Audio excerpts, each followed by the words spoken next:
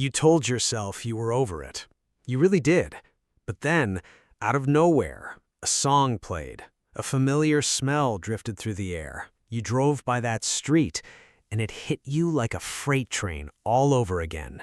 Every single detail, raw, vivid, like it just happened yesterday. You've tried forgetting. You've tried moving on. Maybe you've even said the words, "I forgive you." But something deep inside you refused to believe them. Something kept the wound open, kept the memory sharp, kept the anger quiet but alive. Here's what no one ever told you. It's not a character flaw. It's not weakness. It's not that you're bitter or broken or holding a grudge on purpose. There is something happening inside your brain, something rooted in psychology, in neuroscience, and in the very architecture of how you were shaped that makes forgiveness feel not just difficult, but genuinely impossible for some people. And today, we're going to find out exactly what that is. Most people believe forgiveness is a decision, a switch you flip, a choice you make one morning when you finally get tired of carrying the weight. And for some people, that's actually true. They experience pain, they process it, they grieve, and they genuinely release it. Not because the person who hurt them deserved it, but because they needed the peace. But then there were others, people who desperately want to let go, but can't. People who wake up every morning and the first thought in their head is the person who wronged them. People who have replayed the same conversation 10,000 times and still can't reach a different ending. These aren't weak people. These aren't petty people. These are people whose minds work differently. And the reason comes down to three powerful forces: your nervous system, early life experiences, and something psychologists call the rumination loop. Let's start with your nervous system, because this is where everything begins. When you experience a deep betrayal, whether it's a parent who abandoned you, a partner who cheated, a friend who turned against you, your brain does something remarkable. It doesn't just record the memory, it encodes the threat. The amygdala, the brain's alarm center, stamps that experience with a biological urgency that says, "Remember this. This almost destroyed you. Do not forget it. Do not let your guard down again." And here's the part that most people never understand. For people who grew up in unstable or unsafe environments where trust was repeatedly broken, where the people who were supposed to protect you were the very ones who hurt you, the amygdala becomes hyperactive. It's always scanning, always watching, always looking for the next betrayal before it comes. For these people, forgiveness isn't just emotionally hard, it feels biologically unsafe. Their nervous system interprets forgiveness as lowering their defenses, as opening the door to being hurt again, and the body, your brilliant, protective body, refuses to do it. This is not drama. This is not being oversensitive. This is a nervous system that learned early on that the world was not to be trusted, and it never got the memo that things had changed.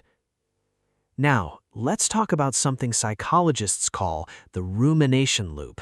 And once you understand this, it will change how you see yourself in the people around you forever. Rumination is not simply thinking about something too much. Rumination is a compulsive mental replay where your brain keeps returning to a painful memory, not to torture you, but because it genuinely believes it can find a different answer. It's trying to solve the unsolvable. It's asking, what could I have done differently? What did that mean? Why did they do it? Could I have prevented it? And the brutal reality is that some questions have no satisfying answer. Some betrayals have no logical explanation that makes the pain make sense. Some people hurt you not because of something you did, but simply because of who they are, in a mind that was wired to find patterns, to find solutions, to find safety through understanding. That mind cannot rest when no answer comes. Research has shown that people who ruminate frequently have stronger neural pathways linking memory to emotion. The more they revisit a painful experience, the more emotionally vivid it becomes, not less.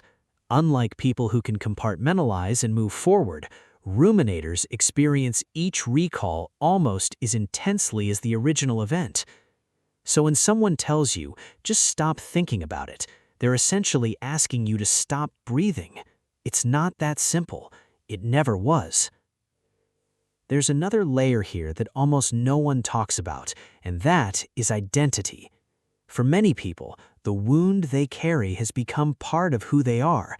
The betrayal is not just something that happened to them, it is part of their story. It shaped how they see relationships, it shaped how they trust, it shaped the very lens through which they experience the world. And when you've built your identity around surviving something, when the pain has taught you important lessons, when it has made you cautious in ways that have actually protected you, letting it go can feel like losing a part of yourself. Forgiving in that sense doesn't mean releasing someone else. It means releasing a version of yourself that was born in the aftermath of what they did. It means rewriting the story you've been telling yourself about who you are and why you're the way you are. That is terrifying. It is disorienting, and for many people, it feels like grief, because in a very real way, it is. Here's the thing that changed everything for me when I first learned it. Forgiveness was never about the other person. It is not absolution. It is not pretending it didn't happen. It is not saying what they did was acceptable, or that you welcome them back into your life, or that the damage they caused doesn't matter. Forgiveness, real forgiveness, is a private act. It is the decision to stop carrying the weight of someone else's actions inside your body, to stop paying daily rent on real estate you didn't choose, to reclaim the energy that resentment has been quietly consuming for months or years or decades. But here's what nobody tells you. You cannot force it. You cannot arrive at forgiveness through willpower alone. The people who truly heal, who genuinely release the wounds others gave them, don't get there by trying harder. They get there by processing deeper.